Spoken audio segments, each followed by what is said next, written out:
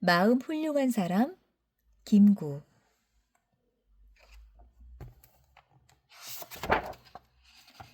김창함은 어질고 훌륭한 사람들과 친구가 되어 살아가고 싶었습니다. 그래, 얼굴 생김새를 보고 사람을 척척 알아보는 관상 공부를 하자. 책에 나온 내용을 익히려고 거울로 자신의 얼굴을 살펴보던 창함은 크게 실망하고 말았어요. 남들처럼 잘생기지도 못한 데다 부기를 타고난 얼굴도 아니었거든요.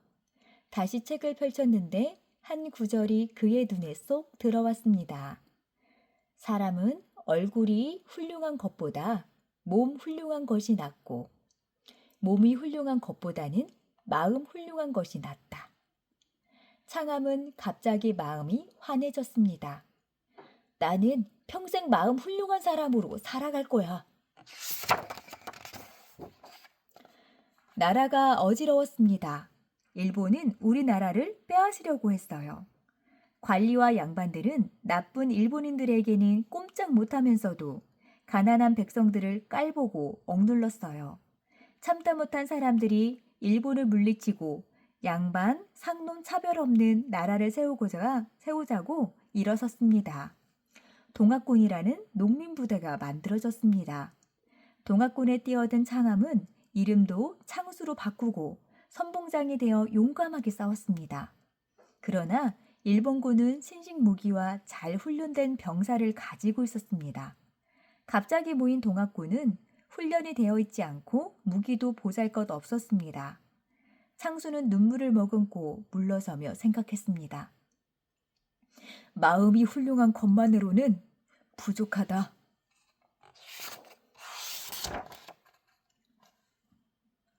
나라를 구할 벗을 찾아 떠돌던 창수가 대동강을 건너게 되었습니다. 막 봄이 오는 무렵이었어요. 겨울 동안 얼었던 강이 녹으면서 수많은 얼음 덩어리들이 강물을 따라 떠다녔어요. 창수가 탄 나룻배가 얼음 덩어리들에 갇혀 빠져나갈 수 없게 되었어요. 날이 어두워지자 배에 탄 사람들이 겁에 질려 비명을 질렀습니다. 창수는 침착하게 외쳤어요. 여러분, 운다고 살 길이 생기지는 않아요. 힘을 합쳐서 얼음 덩어리들을 밀어냅시다. 창수가 먼저 몸을 날렸습니다. 큰 얼음 덩어리 위에 뛰어내린 창수는 나룻배를 둘러싼 작은 얼음 덩어리들을 밀어내기 시작했습니다. 다른 사람들도 울음을 그치고 힘을 합쳤습니다. 나룻배는 얼음 덩어리들을 헤치고 무사히 강기슭에 도착할 수 있었습니다. 창수가 나루터 주막에서 아침을 먹는데 수상한 사람이 눈에 들어왔어요. 머리를 짧게 깎은 남자의 말투와 행동은 결코 우리나라 사람이 아니었습니다. 두루마기 아래로 일본군이 쓰는 칼집의 끝이 살짝 보였습니다. 얼마 전에 일본인들이 명성황후를 시해한 일이 떠올랐습니다. 우리나라에 국무를 죽이고도 일본 첩자들이 활개를 치고 다니다니. 내 이놈을 해치워 우리 민족이 살아있음을 보여주어라. 창수는 몸을 날려 일본인의 가슴을 걷어찼어요. 마당으로 나가 떨어졌던 놈이 칼을 뽑아 들고 덤벼들었습니다. 창수는 머리 위로 떨어지는 칼을 빼앗아 놈의 가슴을 찔렀습니다. 창수는 주막 주인에게 붓과 종이를 가져오겠어요. 국무의 원수를 갚으려 이 일본인을 죽였노라. 해주, 백운방, 턱콜, 김창수. 창수는 자신이 누구인지를 버젓이 적은 글을 길거리에 붙이게 했어요. 요요히 마을을 떠나는 창수의 등 뒤에서는 사람들이 수군거렸어요. 과연 큰 인물이야. 일본 첩자를 죽인 죄로 붙잡혀간 창수는 무릎의 뼈가 드러날 정도로 고문을 당했어요. 재판관인 우리나라 관리가 왜 일본인을 죽였느냐고 물었습니다. 창수는 대답 대신 감시 나온 일본 경찰관을 향해 호통을 쳤습니다. 이 나쁜 놈들아! 내 놈들이 어찌하여 감히 우리의 국모를 죽였느냐? 내가 살아서는 이 몸으로 죽으면 귀신이 되어 너희 임금을 죽여 나라의 치욕을 씻고야 말 것이다. 창수의 기백에 놀란 일본 경찰관은 어찌할 바를 몰라 허둥거렸습니다. 창수는 재판관으로 나온 우리나라 관리들도 매섭게 꾸짖었습니다. 나라의 원수를 눈앞에 두고 어찌 한갓 부귀와 관직을 탐하는 더러운 마음으로 살아간단 말이오. 재판관들은 얼굴이 홍당무가 되었어요. 창수의 이야기는 삽시간에 온 나라에 퍼졌습니다. 결의의 마음을 시원하게 만든 창수를 면회하려는 사람이 줄을 이었어요. 어떤 부자는 자기 재산을 모두 팔아 창수를 살리기 위해 뛰어다녔습니다. 사형을 선고받은 창수는 감옥 안에서 책을 읽고 죄수들에게 글을 가르치며 지냈어요. 어느 날 아침 감옥에 배달된 신문에 그날 창수를 사형시킨다는 기사가 실렸어요. 그동안 창수를 존경하게 된 죄수들은 눈물을 흘리며 슬퍼했어요. 그러나 창수는 태연하게 책을 읽었습니다. 내 한 목숨이 아까웠다면 벌써 도망을 쳤지. 집에서 잡으러 오기를 기다렸겠는가? 마침내 밤이 깊어 감옥 문이 열렸어요. 감옥 안의 죄수들은 자기를 사형장으로 데려가기라도 하는 것처럼 겁을 먹고 벌벌 떨었습니다. 눈도 깜짝하지 않고 앉아있는 창수에게 간수가 달려들며 소리쳤습니다. 황제 폐하의 명령으로 사형집행이 정지되었습니다. 죽음을 두려워하지 않는 애국자를 살리려고 애쓴 사람들의 모두의 승리였습니다. 감옥에서 나온 김창수는 일본의 감시를 피하려고 이름을 김구로 바꾸었어요. 애국심이 강한 황해도의 한 부자가 김구에게 농장을 관리해달라고 부탁했어요. 농장에서 농사를 짓는 사람들은 김구에게 잘 보이려고 뇌물을 가지고 왔습니다. 그 전에 농장 관리인들이 뇌물을 가져오지 않는 사람들을 괴롭혔기 때문입니다. 김구는 뇌물을 가지고 온 사람들을 꾸짖어 돌려보냈어요. 김구는 학교를 세우고 부모들이 아이들을 학교에 보내도록 농장 규칙도 만들었어요. 아이를 학교에 보내면 가장 좋은 논 두 마지기를 더 주고 학교에 보내지 않으면 농사 짓던 논 중에 두 마지기를 거두어들인다는 규칙이었어요. 김구가 관리하는 농장의 아이들은 모두 학교에 다닐 수 있었습니다. 뇌물이 없어지고 자식들도 가르칠 수 있게 된 사람들은 무척이나 기뻐했습니다. 일본의 탄압이 날로 심해졌어요. 김구는 중국의 상하이에 있는 대한민국 임시정부로 찾아갔어요. 저에게 임시정부의 문지기를 시켜주십시오. 임시정부의 국무총리 안창호는 김구를 경무국장에 임명했어요.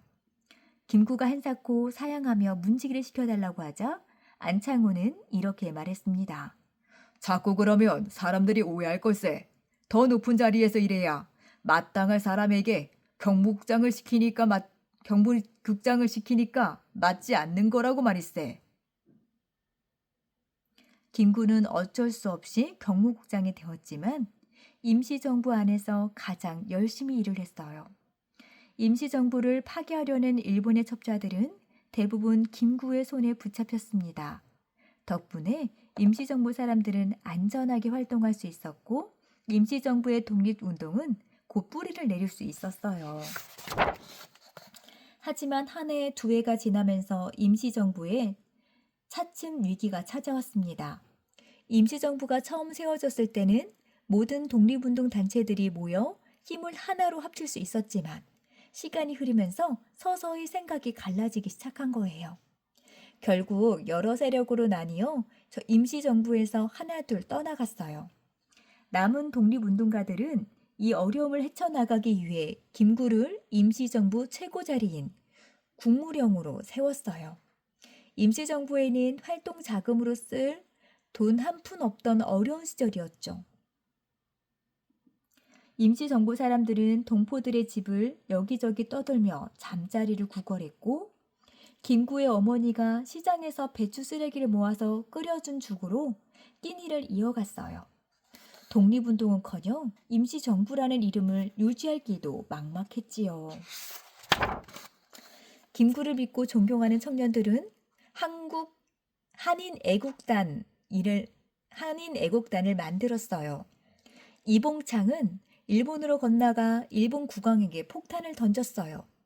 윤봉길도 김구를 따르는 한인 애국단원이었어요.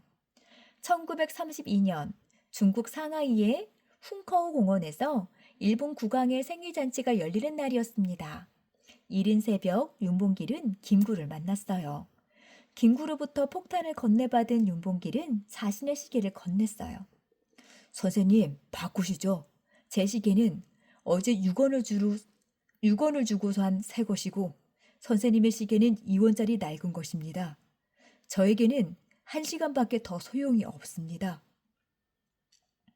조국을 위해 목숨을 바치기로 한 젊은이들이 마지막 가진 것 하나까지도 맡기고 싶은 지도자가 김구였어요. 적진으로 향하는 윤봉길과 작별 인사를 하는 김구는 목이 메었어요. 뒷날 지하에서 만납시다. 그날 훈커우 공원에서는 하늘을 뒤흔드는 폭음이 울렸어요. 윤봉길이 던진 폭탄에 상하이 총사령관을 비롯한 일본의 거물들이 죽었어요. 중국의 지도자 장제스는 우리나라의 독립운동을 돕겠다며 이렇게 말했어요. 중국의 100만 군대가 못한 일을 한 명의 한국 청년이 해냈다. 멀리 미국과 멕시코에 사는 교포들도 독립운동 자금을 모아 임시정부로 보내왔어요. 김구는 이봉창과 윤봉길이 목숨을 바쳐 얻어낸 기회를 헛되이 만들고 싶지 않았어요. 마침내 대한민국의 군대 한국광복군을 창설했어요. 김구는 대한민국 임시정부의 주석으로 일본의 전쟁을 선포하였습니다. 1945년 8월 15일, 일본이 연합군에 항복을 했습니다. 한국 강복군이 연합군과 합동작전 준비를 끝내고 국내로 들어가 싸울 그날을 기다리고 있던 중이었어요. 김구는 기쁨보다 아쉬움이 더 컸어요. 우리의 손으로 일본의 항복을 받아냈어야 했는데. 김구는 임시정부의 국무위원들과 함께 꿈에 그리던 조국으로 돌아왔어요. 김구는 독립운동에 목숨을 바친 분들의 유가족을 돌보고 교육에도 깊은 관심을 기울였어요. 중국에 묻힌 어머니의 묘소를 옮길 때 들어온 부의금으로 가난한 아이들을 위한 학교를 세웠어요. 해방의 기쁨도 잠시, 나라가 두 동강이 났습니다. 38선 북쪽에서는 소련군이 지원하는 김일성이 권력을 차지했고 38선 남쪽에서는 미군이 지원하는 이승만이 단독 정부를 세우려고 했어요. 김구는 절대 찬성하지 않았어요. 두 개의 정부를 세우는 것은 나라를 반토막 내는 짓이다. 언젠가는 서로 피를 흘리는 전쟁을 불러일으키고야 말 것이다. 김구는 분단을 막기 위해 김일성을 만나 단판을 짓기로 결심했어요. 북으로 갔다가 돌아오지 못할 것을 걱정하는 사람들이 차를 가로막고 반대했어요. 김일성과 협상하려는 배신자라고 모함하는 사람들도 있었어요. 그러나 김구는 흔들리지 않았어요. 일생을 독립운동에 바친 내가 새삼스레 돈과 명예를 탐내겠는가? 나는 통일 조국의 건설을 위해 38선을 베고 쓰러질지언정 내 한몸 편하기 위해 단독 정부를 세우는데 협력하지는 않겠다. 분단을 막으려는 김구의 노력은 끝내 물거품이 되었어요.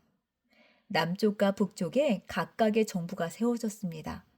그러나 김구는 통일운동을 멈추지 않았습니다. 권력에 눈이 먼 사람들은 진정한 애국자 김구가 두렵고 불편했어요. 1949년 결국 육군 소위 안두희가 쓴 총에 맞아 김구는 원통하게 세상을 떠났어요. 이 소식은 온 나라를 슬픔에 빠뜨렸습니다. 그렇지만 마음 훌륭한 사람이었던 김구는 우리 결의의 마음속에 영원한 지도자로 살아 있습니다. 김구가 즐겨 썼던 시를 떠올릴 때마다 사람들은 옷자락을 여미게 되지요. 눈 덮인 들판 함부로 걷지 마라. 내가 오늘 남긴 발자국 뒤에 오는 이의 이정표들이니.